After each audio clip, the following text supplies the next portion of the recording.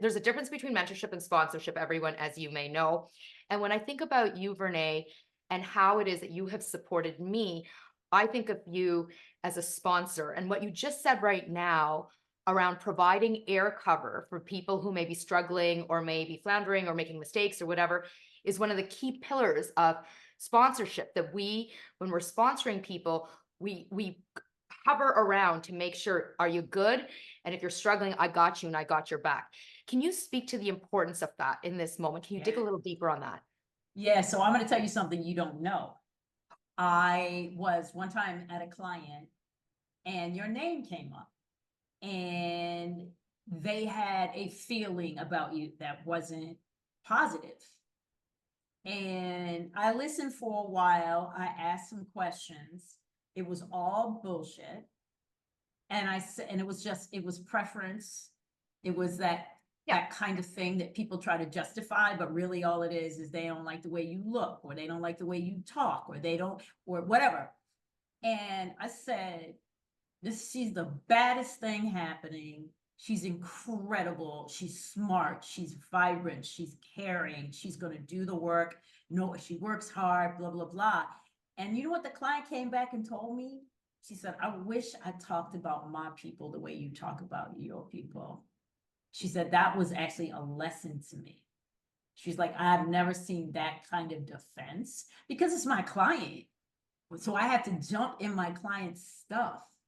And that's like, that could have risked my relationship. Yeah. But here's the thing. We often think that it's a risk, but is it really a risk?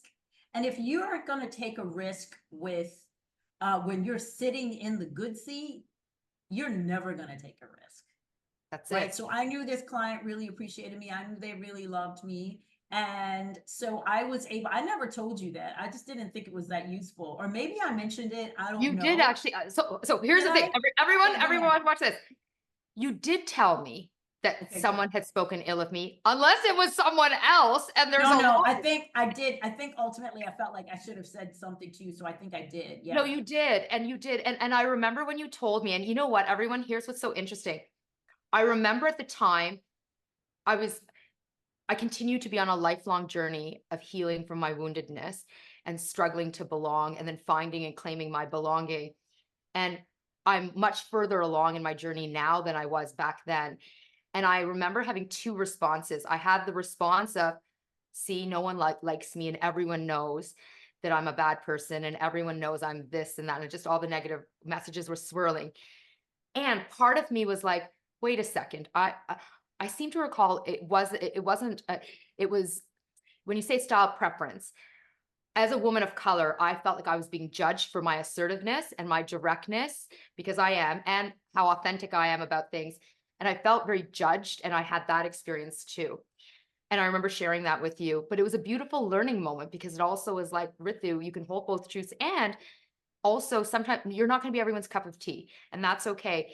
And you know, the great learning experience for me now is I kept doing me with adjusting and improving and honing, growing who I am.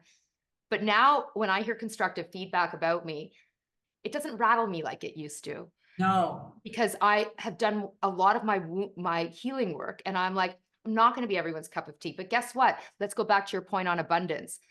There's more than enough people out there who do value my style and my approach and will work with me. And that's what matters more. There are enough of us out there for everyone. And that's beautiful, just the way it is. I love that.